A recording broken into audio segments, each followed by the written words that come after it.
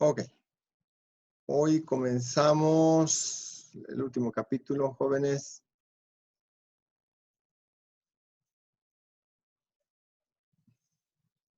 Ya.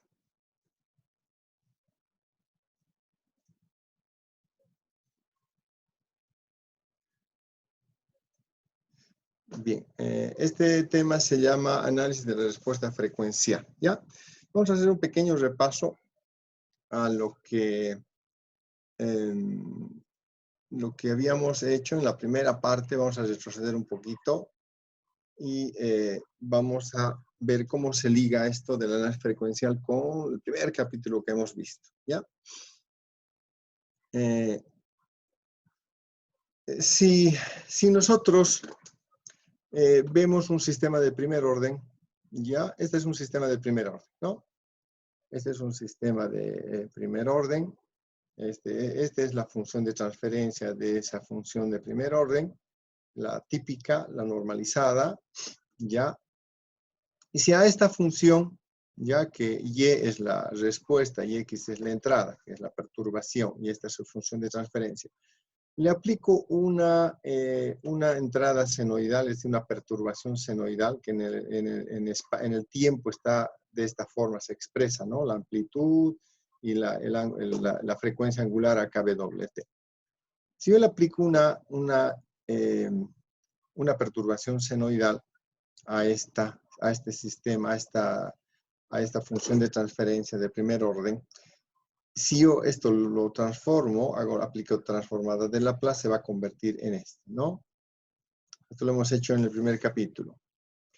Si yo reemplazo esto acá, ¿no? Y lo resuelvo, es decir, después de reemplazar esto a kx, queda y, hago la transformada inversa, ¿no? Aplicando las diversas herramientas que ustedes conocen, voy a llegar a esta expresión. ¿Se acuerdan de esta expresión?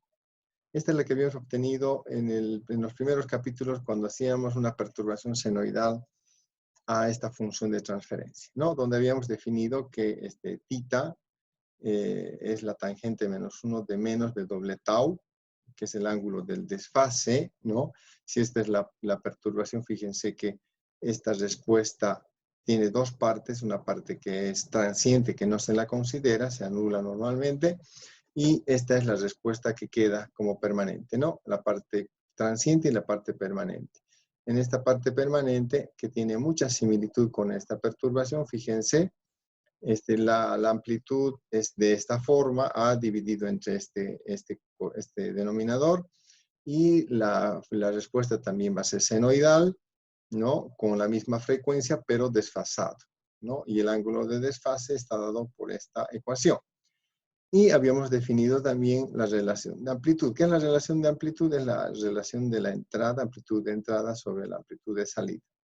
Si yo es dividir simplemente esto, divido entre esto, ¿no? La amplitud de entrada sobre la amplitud de salida, obviamente me va a dar solamente esto, ¿ya?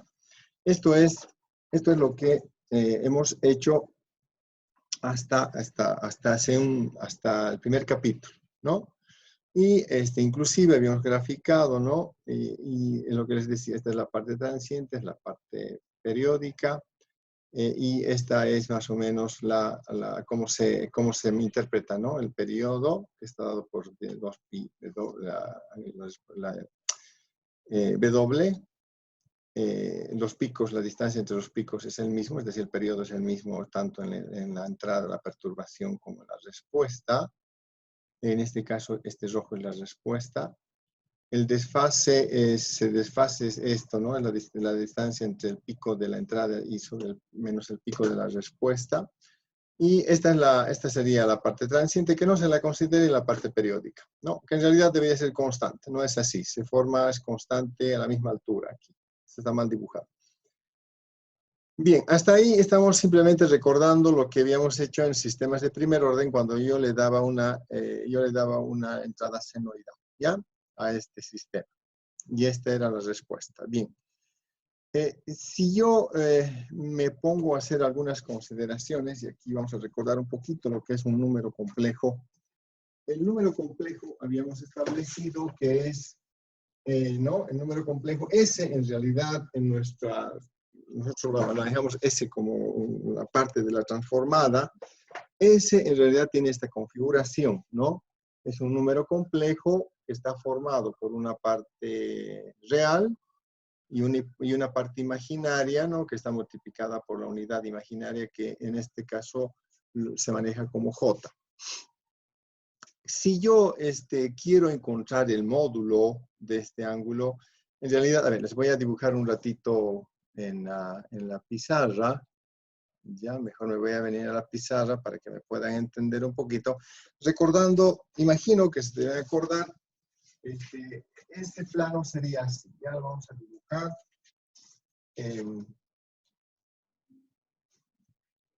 ¿Un bebé? Sí. Ok. Este sería el plano complejo. ¿Ya? Este sería, no es el plano cartesiano. Este plano se llama plano complejo. Ya lo hemos visto cuando hemos visto la posición de las raíces complejas, ¿no? En la estabilidad de sistemas. Este plano complejo, esta es la parte real y esta es la parte imaginaria, ¿no? Ya. Si yo dibujo, ustedes saben que un número complejo cualquiera, en este caso S, hemos dicho que es más AJB.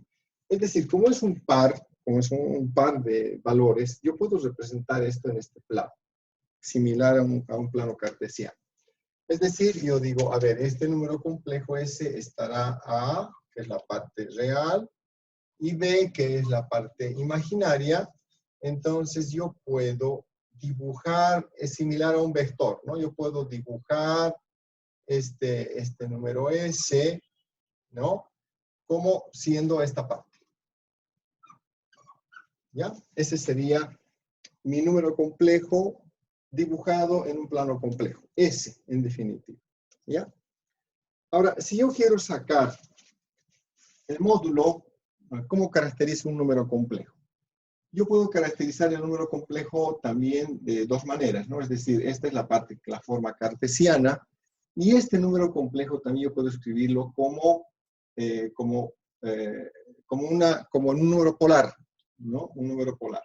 Es decir, en esta forma, voy a dibujar aquí de otra manera, digo, la forma se llama forma cartesiana del número complejo, la forma cartesiana del número complejo. S es función de A y B, o X y Y, vamos a poner. En forma genérica se lo considera así. S es función de dos parámetros A y B. Voy a poner nomás A y B. ¿Ya? A y B. En la forma polar, se llama forma polar, si se acuerdan, la forma polar S también depende de dos factores que son el módulo y el ángulo θ. ¿Y dónde está ubicado eso? El módulo es esta distancia que hay desde el origen hasta el punto S, este se llama módulo, y el ángulo θ es este ángulo que se forma desde el eje de los positivos de los reales hasta el número complejo, ¿no? Entonces, dos formas de caracterizar, la forma cartesiana y la forma polar. Entonces, ¿cómo escribo esto en la forma polar?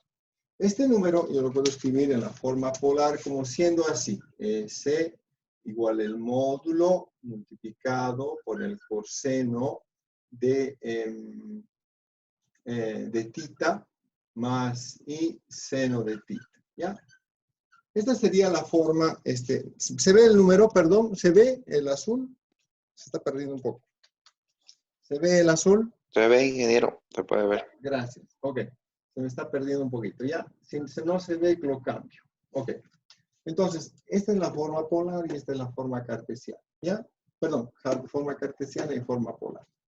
Entonces, ¿cómo se encuentra el módulo? El módulo se encuentra de la siguiente manera. Pensando en esto, en A y B, dice el módulo, ya, el módulo R es igual, ¿no? Es como sacar el valor absoluto de un vector, ¿se acuerdan de los vectores? es igual a la parte real, es decir, a al cuadrado, más la parte imaginaria, también al cuadrado. Este es el módulo. ¿Qué físicamente que representa? Significa la distancia de aquí hasta aquí. ¿Ya? Ese es el módulo. ¿Y cómo encuentro el ángulo θ? ¿No? El ángulo o argumento también se llama el ángulo o argumento θ. Yo lo encuentro fácil, pues no. Hago un triángulo rectángulo y digo, la tangente de θ es esta distancia que es B sobre esta distancia que es A, ¿no? ¿Está bien? Entonces, sí, θ será el tangente menos 1 de B, ¿no? Sobre A. ¿Está bien? Estamos repasando un poquito de números complejos nada más, ¿ya? ¿Hasta ahí hay alguna duda? ¿Una pregunta? Ya. Entonces voy a volver ahora a la presentación. Bien.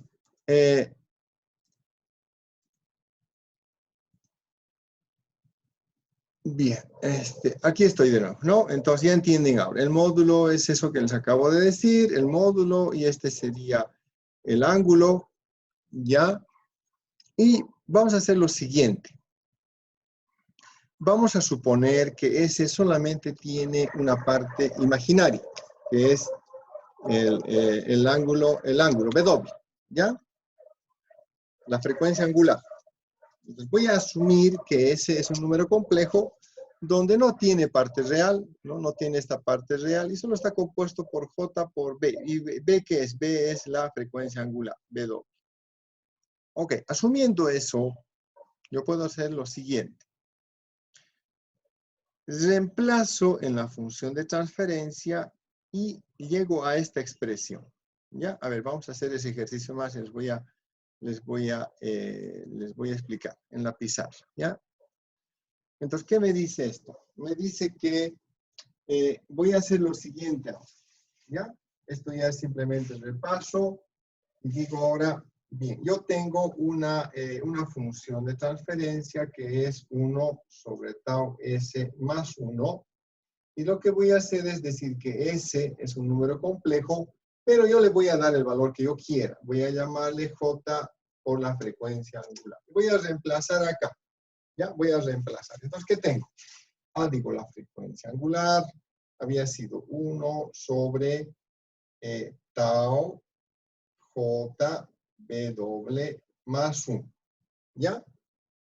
Voy a reordenar esto y voy a poner así. 1, no era necesario, no es necesario. Ahí nomás, ¿ya? Lo voy a poner de otra manera. Aquí j lo voy a poner adelante. Tau w más 1. Ordenaré nomás para que se den cuenta. Voy a poner la parte real adelante. 1 más j tau w. ¿Ya? Lo estoy ordenando nada más. Bien, este es un número complejo. ¿Ya? En la parte de numerador y denominador. ¿Qué dice la regla de los números complejos? Que yo no puedo tener un número, un j en el denominador. Entonces, para eliminar en el denominador la j, lo que hago es multiplicar por su número, su conjugado, el conjugado del denominador. ¿Cuál es el conjugado del denominador? El conjugado del denominador se obtiene cambiándole el signo a la parte imaginaria. ¿No? Entonces voy a hacer este artificio, entonces voy a multiplicar y dividir ambos términos por el conjugado del denominador, ¿no? ¿Y qué ocurre aquí ahora? ¿Qué tengo? Aquí voy a tener 1 menos, aquí j tau w, y aquí ¿qué tengo? Esto me va a dar 1 por 1, 1, menos por más, menos j tau w. Estoy multiplicando esto, ¿no? Esto por esto me va a dar más j tau w. Y aquí menos por más me da menos. J por j me da j cuadrado. Tau w al cuadrado. Es decir, tau w al cuadrado. ¿Ya? Ok.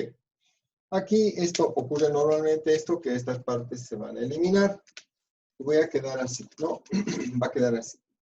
1 menos j tau w sobre 1. ¿Qué es j al cuadrado? ¿Alguien se acuerda qué es j al cuadrado? Bien, la j al cuadrado, me voy a venir aquí, ¿ya? Aquí. La j al cuadrado es la unidad imaginaria y esta es la forma que tiene, es menos 1. Si yo elevo esto al cuadrado, j al cuadrado va a ser raíz, ¿no? Menos 1 al cuadrado. Y j al cuadrado va a ser menos 1. Entonces, ¿qué tengo acá? Este va a ser menos 1. Menos por menos me da más tau cuadrado, b doble cuadrado. Ya tengo.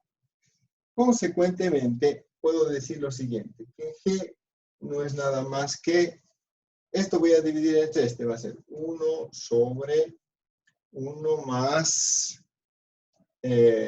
tau al cuadrado, b doble al cuadrado, menos j, ¿no? Aquí tengo tau b doble sobre 1 más tau al cuadrado, b doble al cuadrado. ¿En qué se parece este con este? Este es exactamente un número complejo que tiene una parte, esta es la parte real, ¿no? Que hace las veces de A, y esta con el signo es B, que hace la parte imaginaria, ¿ya? Entonces, yo puedo hacer lo mismo que he hecho acá, ¿entienden? Lo mismo que he hecho acá, es decir, yo tengo un número complejo, donde A es la parte real y este menos B es este B que es con el signo es la parte imaginaria. Yo puedo sacarle el módulo a esto y puedo sacarle el ángulo, ¿ya? Entonces vamos a hacer eso, ¿ya? Vamos a hacer eso. ¿Qué voy a obtener? Me voy a venir acá, voy a borrar esto, espero que lo tengan ya grabado. Bien.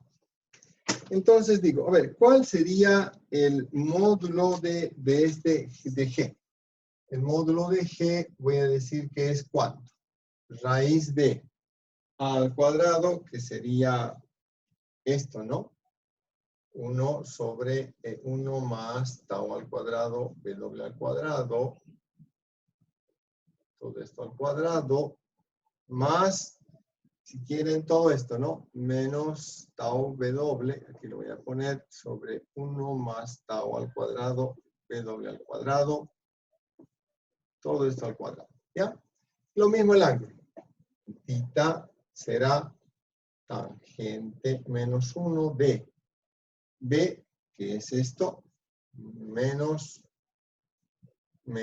tau B doble sobre 1 más tau al cuadrado, B doble al cuadrado, sobre A. Es 1 sobre 1 más tau al cuadrado, B doble al cuadrado. ¿Ya? Ok, ¿qué tengo aquí?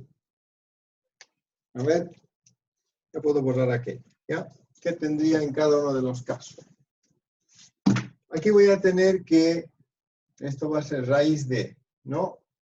1 sobre 1 más tau al cuadrado, b doble al cuadrado, si quieren, más lo mismo. Aquí sería tau al cuadrado, b doble al cuadrado, sobre 1 más tau al cuadrado, b doble al cuadrado, todo esto elevado al cuadrado.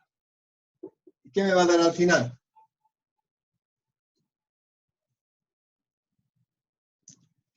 ¿Qué me daría al final?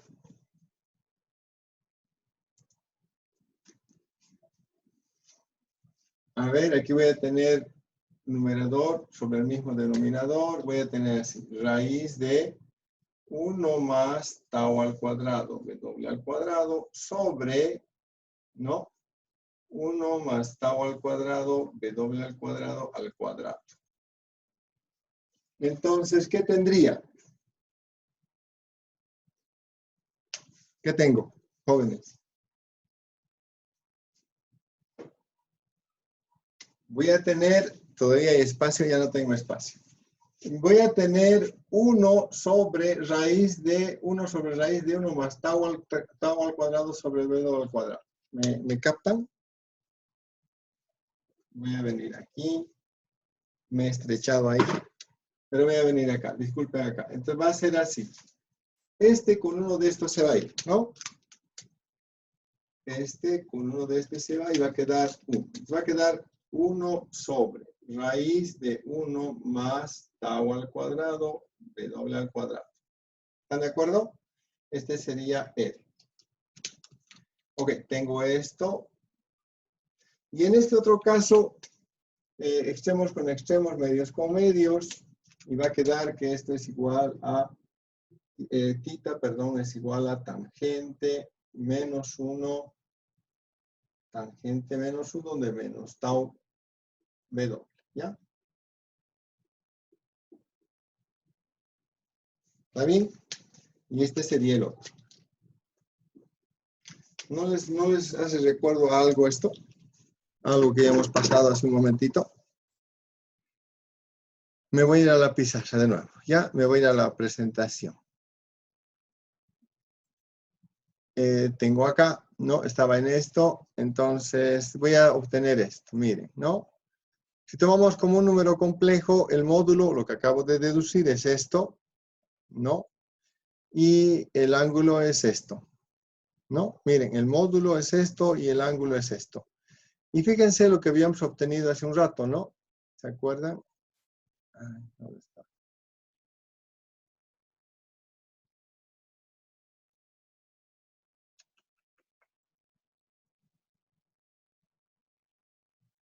Bueno, voy a irme así nomás.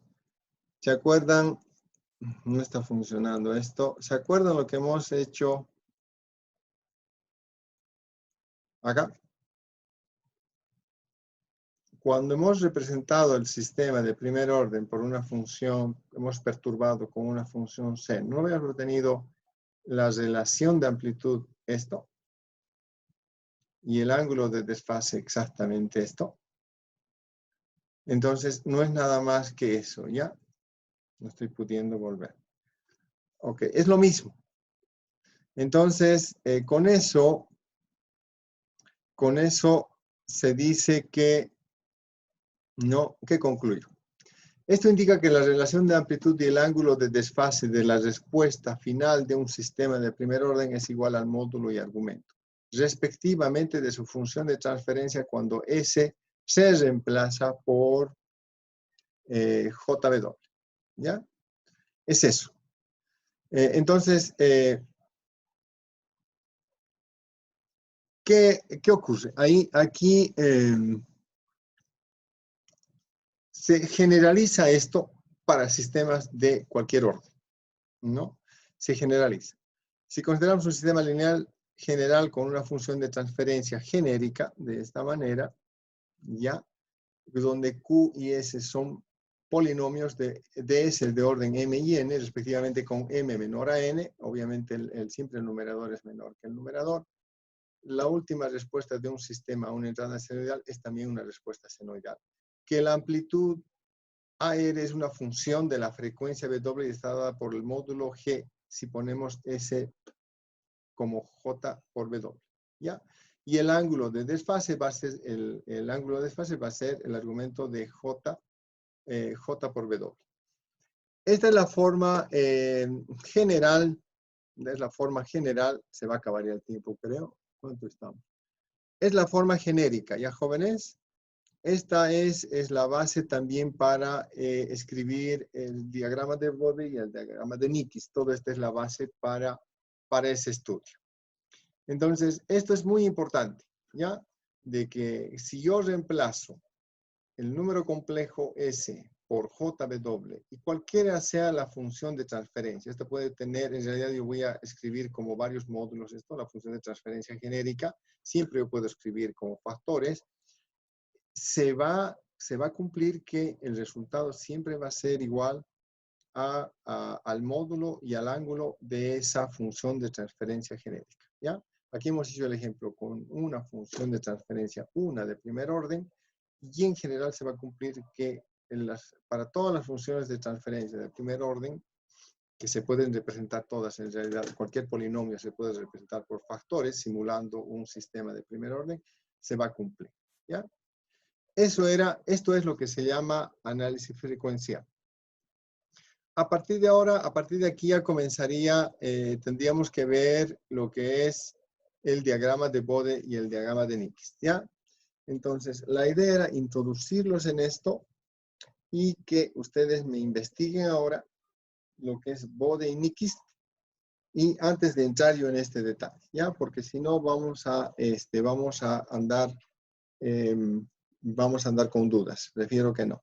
Entonces, el objetivo de que hagan la investigación, me vuelvo a la pizarra, es justamente que ustedes ahora entiendan esto, ¿ya? El diagrama de Bode y el diagrama de Nyquist no es nada más que la representación logarítmica de la frecuencia y del ángulo, ¿ya? Respecto de son representaciones logarítmicas, justamente de la frecuencia y del ángulo, ¿ya? Del argumento, del módulo y del ángulo en función de W. Es nada más eso.